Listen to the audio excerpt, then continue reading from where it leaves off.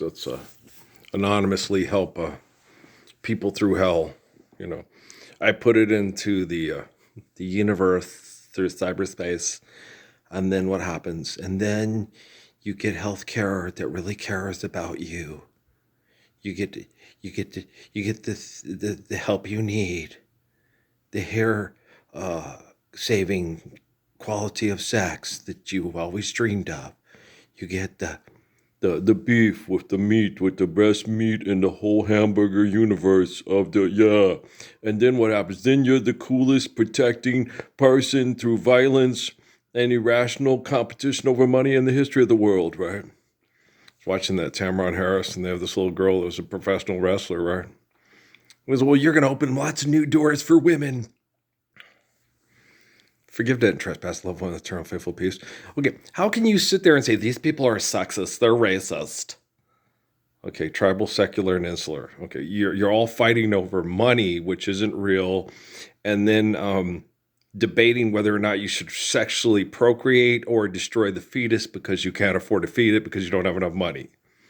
It's like, no, look, as far as exponential growth goes, it was discussed in the Holy Quran years ago. You can't have any more wives and children than you can lovingly care for. Okay. So my wives, I was never trying to keep my wives constantly pregnant. Okay. Because I saw my mom losing all her teeth. And I knew that these people would come, and there's one thing that he don't need is another hungry mouth to feed in the ghetto. Right? So with my first wife, she wanted to get pregnant a second time, and we had too unstable a marriage, and I said no. Okay. And I would not do things to get her pregnant. Okay. Sexuality was very, you can't lovingly, so I didn't try to get her pregnant again. Because we had too volatile of a marriage, and it was already hard enough on Patrick. Okay. And then in my second marriage, I always just a joke about it. I said I could go get a vasectomy, and then my ex-wife would run around at the bars for 6 months, come back home, and tell me what an amazing guy I was, because that vasectomies can't even keep me from getting her pregnant. Oh, yeah, I know. And so, Natalie, if you think you got her pregnant, you really are Jesus Christ. Shut up, Natalie. Okay, she's so cute. She was just trying to protect me because I protected her. Okay. And that's what Natalie was doing in Sierra Vista while we were being abused by pervert scientists. And we're still being abused by those pervert scientists. I'm a rocket scientist and you're a liar. Well, you have a good day. You don't. You're a liar. You pervert. You watched as my wife and my daughter got sexually abused by your colleagues, and then you don't do anything to stop it. And I talked to your wife about it, and you tell me, oh, no, it's not true, honey. It's not true. Oh, he's full of shit. He's a rocket scientist. The only thing that he thinks he does is, okay, how much explosive materials does it take to put a tube that can put spy equipment in your bathroom up in the sky? That's rocket science. You feel like a fucking genius now? All these brilliant people. You have surveillance equipment all through your house with people manipulating you with money, sexually, emotionally, psychologically. And if you don't accept it, they will send you to a professional and they will give you drugs. And the people that talk about giving you drugs to accept it always have these nice voices, and they're very sexually attractive to people that think with their genitalia as opposed to think like a human being. Right? Sucks.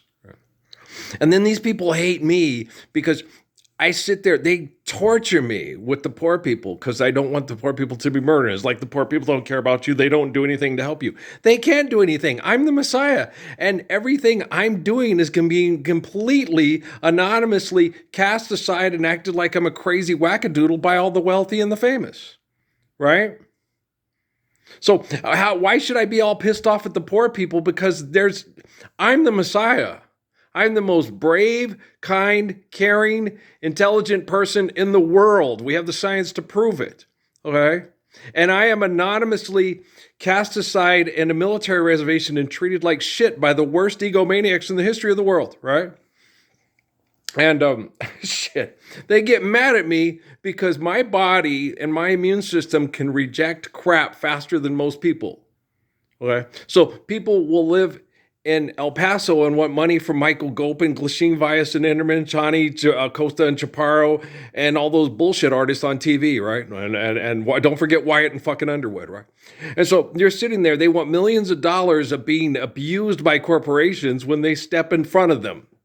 Okay, as you step in front of an oil truck, they will get millions of dollars for your family. And then you don't have to sleep with Jim's daddy anymore, and you live next to the Clampets in Beverly Hills, right? And you're like, that's fucking insane. We all can't do that. But we can all stand up for the Lord's Prayer, right?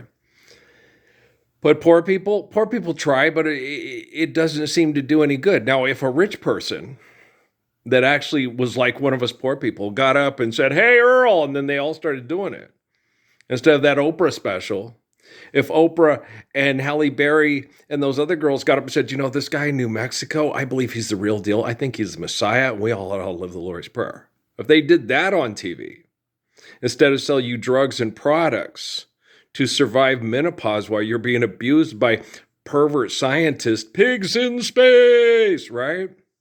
Okay, Earl, do you understand? And they get mad at me. These assholes in this community get mad at me because I can survive toxins that kill other people from heart disease and cancer. I can kick out the stuff. I had problems with the rectal stuff recovering from my abuse at Fiesta Foods in the soup kitchen.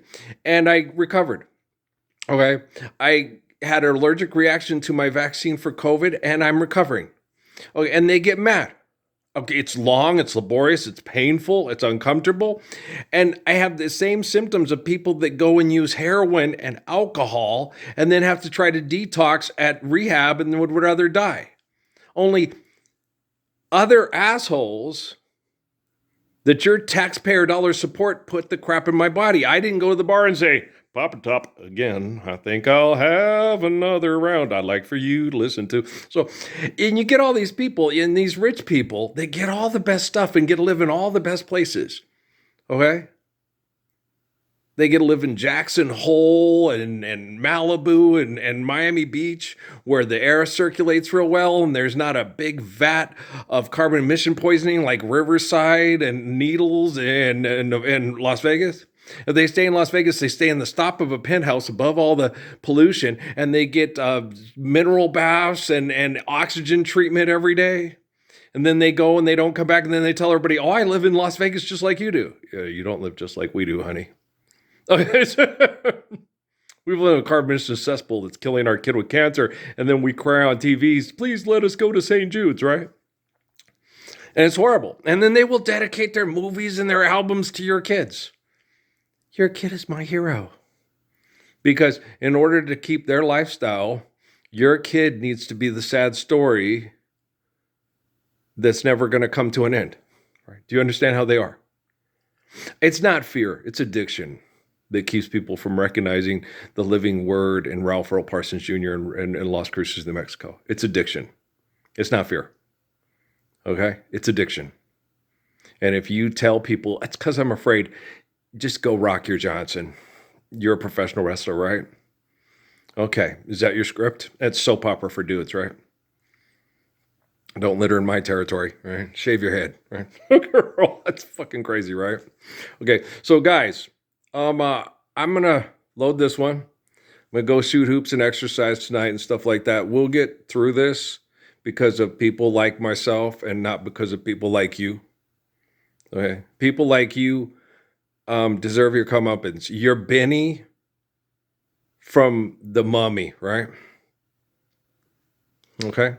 And this is different than in Jesus' time. In Jesus' time, they didn't have David Rockefeller's surveillance equipment that they got, 4 phones and 4 lines for $25 a month, right? So, and I always tell people in my family this, you guys do understand, okay? That I'm the one like Adam, Moses, David, Jesus, John, Job, Jonah, right? And David Rockefeller would always tell me in meditation and prayer and service that they'll gladly kill over me and my grandpa's money, watch you and your Jesus die, Parsons.